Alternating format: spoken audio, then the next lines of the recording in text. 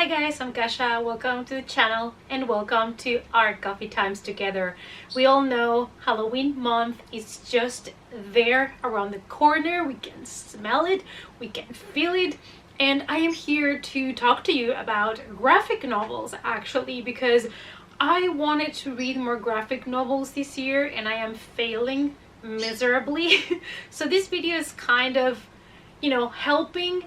holding myself accountable to read a couple more graphic novels before the end of the year, and also to recommend you some graphic novels that you can grab for the month of October.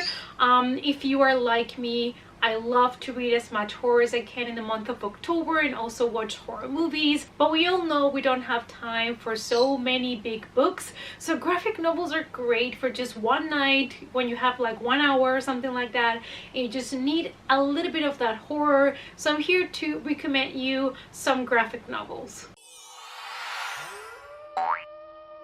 It's coffee time. Before we jump into the recommendations, I have 10 for you. If you love horror, if you love books, anything spooky, you're in the right channel. Make sure if you love the content to subscribe and also hit the notification bell so you're notified whenever I upload a new video. Alright, first things first, I have an honorable mention here. And I say it's honorable mention and I did not include it in the list of 10 graphic novels because it is one that it's hard to get. And that is Trick or Treat and Trick or Treat Days of the Dead. I am a huge fan of the film. I rewatch it every Halloween. I love Sam. I know we all do. And these graphic novels are great. I also love to reread them, but the only problem is that they are hard to get, especially the first one. I was able to get it like new on a secondary market in the Netherlands for like 15 euros, but I have seen it online going for like 60 euros. So that's a problem. But I really wanted it because Sam is my boy and I really love Trick or Treat, and this is based on the movie and the characters. So let's get to the recommendations. The first one is not 100% horror, it's more fantasy, but it is kind of dark, and that is Fables, the graphic novels. I do own the first couple of them and I really enjoyed them. We are following a bunch of characters that come from fairy tales, and since the adversary got power, they were banished. They were not allowed to live amongst the regular human people, so they live somewhere called the farm, and they are always trying to hide and sneak into places where they're not allowed, until some deaths start happening. So I really like it because I love everything fairy tale but making it dark and twisted, and so this is what it is. If you are interested in the graphic novels, there is a bunch of them out there. I think I have until volume 3 or 4, but there are more, and this is a series that I actually really want to continue. Next we have the Sandman, and I got a couple of these volumes. These are compilations of Neil Gaiman stories, and the main story is basically there is this occultist that is trying to trap death because he wants to bargain eternal life with death, but while doing so he makes a mistake and he ends up imprisoning his brother Dream, and he ends up 70 years kind of in exile until he's able to escape. And Dream is also known as Morpheus, and yeah, we kind of take out from there from this story, and I just really like Neil Gaiman. I think it's something that you have to like because he has a very specific style when it comes to the graphic novels as well as the novels. But I did find these volumes, these kind of compilations, in a comic kind of convention, and since then I've been trying to get them all because I only have volume 1 and 2 and I would like to have the whole complete collection. Next we have The Walking Dead. I don't think this one needs much explaining because everybody knows The Walking Dead. If you didn't know they were graphic novels, now you know. But everybody knows the show, I'm sure.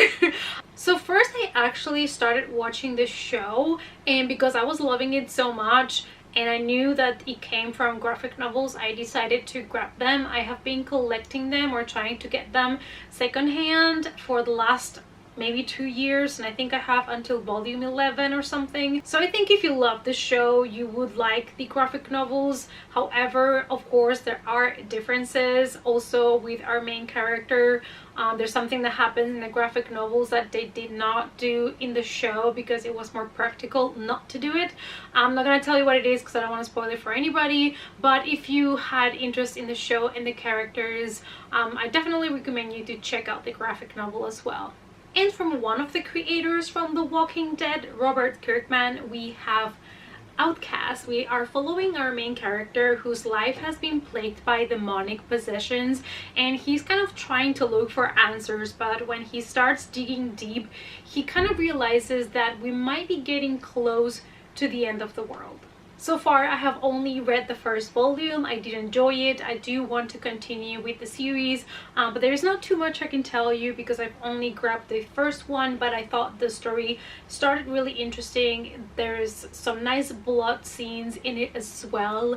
So all of these graphic novels that I'm mentioning are all for adults. Just want to put it out there because they will contain, you know, graphic sex scenes and violence and blood and gore. Next we have Revival. This has very wintry vibes, and it is a zombie comic as well as Walking Dead. This is basically a town where one day the dead race and they don't know what to do with it, and they're kind of talking, you know, quarantine. The police doesn't know how to handle the situation. So I also only read the first volume of this one, so it's another series that I want to continue, but I did like it because it's kind of like wintry. It's not the same style at all, but you know, it's kind of 30 Days of Night but with zombies, because we have a small town. It's kind of winter, and we have these creatures that they have to fight against. But the comic style of this one is nothing to do with 30 Days of Night. This one is a little bit more, it's not as dark as 30 Days of Night, but I really did enjoy the first volume. Next I have American Vampire. This is one of my favorite ones because I love vampires, and it has Stephen King as one of the writers.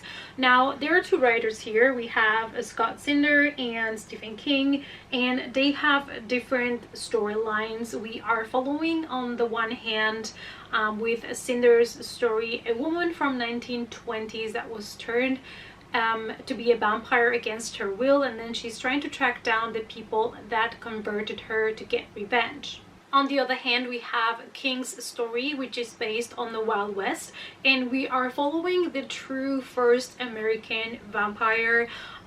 So yeah, absolutely love it. It's also really cool to be following kind of two super different timelines and characters.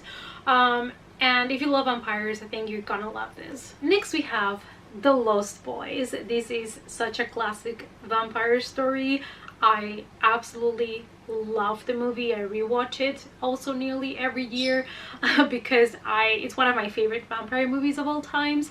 And in this comic, this is after the events of the film and after we defeated the evil of that first movie. I don't want to spoil what it is, even though it's kind of, it will worry me if you have not watched this movie. But just in case you haven't, I don't want to spoil it. But after the evil of the first movie is defeated, we have a new problem in Santa Carla. We have a band of vampires, like female vampires, are coming to cause trouble. So our main characters have a new evil to defeat. So if you love The Lost Boys, definitely pick this one up. Let's move on to one that is so much fun. So gory, but so much fun, and that is I Hate Fairyland. I only read the first volume, and I want to finish this because they have, I think, either finished or cancelled it, so there's only, I think, 3 or 4 volumes, and that's gonna be it. But this was so good. It was so good. So it is this adult grown-ass woman that gets stuck in the body of a 6-year-old trapped in Fairyland. And she's not happy about it, and she has to spend, I think, 30 years in there, and she's so mad. So she just wants revenge. She just wants to get home, and like I said, it's really gory, but it's hilarious. and I absolutely loved it. Next we have one that I think everybody also knows about, and that is The Chilling Adventures of Sabrina. Especially since the Netflix show came out, a lot more people were introduced to the character of Sabrina Spellman, and I have to say that the new show, it is more faithful to the graphic novel than Sabrina the Witch that we got, I think it was in the 90s or something like that, with Melissa Joan Hart. But I still really love that show. It's kind of like a guilty pleasure of mine. I used to watch it on repeat when I was a teenager. But this one is more faithful to what you get to see in the show. However, the graphic novel is way darker and more brutal than the show. So, you know, again, it is for adults. And unlike the show, this shows a lot more of graphic sexual content. And it is very violent as well, even though the show, it's kind of bloody, but this is another kind of disturbed level.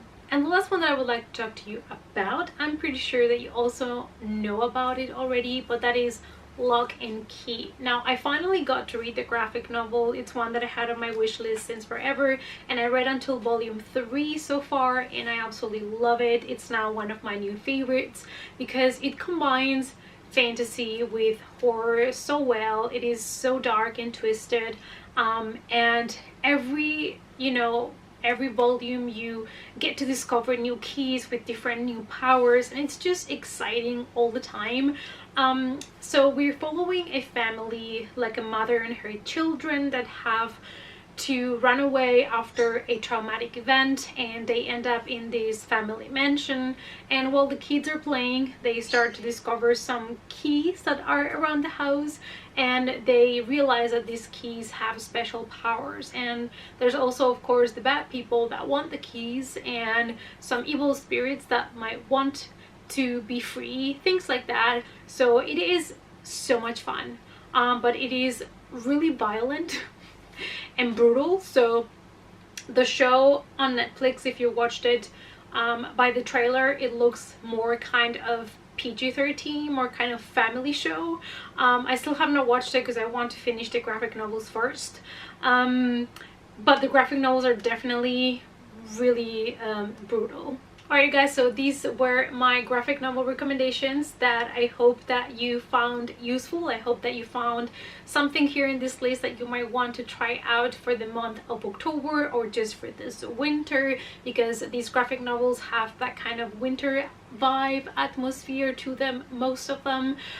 So let me know down below what are other graphic novels that you maybe have read that you would recommend me, horror ones. Let's talk about it in the comments. And thanks so much for watching, you guys. I really appreciate the support. Please give the video a big thumbs up, and if you want to follow me, you know where to find me. The links are down below. All my social media is listed there for you guys, and I hope to see you all in the next coffee time. Bye.